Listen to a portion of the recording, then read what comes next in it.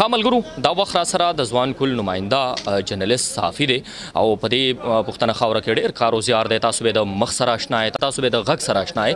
راځو د هغې نه څه پوښتنې لرو. د ټول خو امین مشال صاحب په خپرونه کې درته هرکلی ویم ډېره زیاته مننه. څه ګڼې داسې پروګرامونه، داسې بنډارونه، مخامي را جوړول په بیا په دې پښتنه خاوره باندې څه هم چې جنګونه تېر شوي دي، یو ځل بیا دا خاوره دونه کېږي د دې جوګه ده چې په دې باندې بنډارونه وشي. څه ګڼئ، څه نظر لرئ؟ دا د دې پښتنې ټولنې دپاره، د دې خاورې دپاره د خوشحالۍ یو زیری دی. هر څوک نن په دې کرکجن ماحول کې ستا په مخ مسکا راشي نو هم ډېر خلک په تا باندې نیوکې کوي چې ته لا اوس هم خاندې. خو دا خوشحالي به موږ ځان ته پخپله را جوړو او زه ایونټو ته په دې کامیاب ایونټ تابع کېدو د زړه له تله مبارکي وایم، ډاډ وله ورکوم.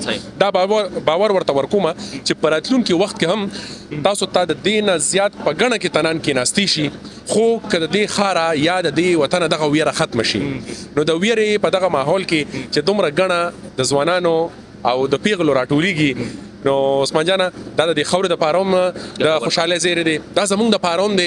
او موږ یې نن پرچار په دې وجه باندې هم کوو، که عثمان جان یې کوي یا موږ یې کوو یا زموږ نور ملګري، نو موږ د نړۍ په نورو ملکونو کې میشته خپلو پښتنو ورونو ته هم ښایو چې زموږ په دې وطن کې صرف او صرف دغه ویره ترخه نه ده، بلکې دلته کې موږ ځان لا په نصب بانه باندې د خوشحالۍ دغه مخامي هم را جوړو.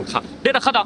پښتانه ځوانان پیغلې به هم ګوري، داسې په یو پلیټفارم باندې پیغلې ځوانان راټولول، داسې موقع ورکول.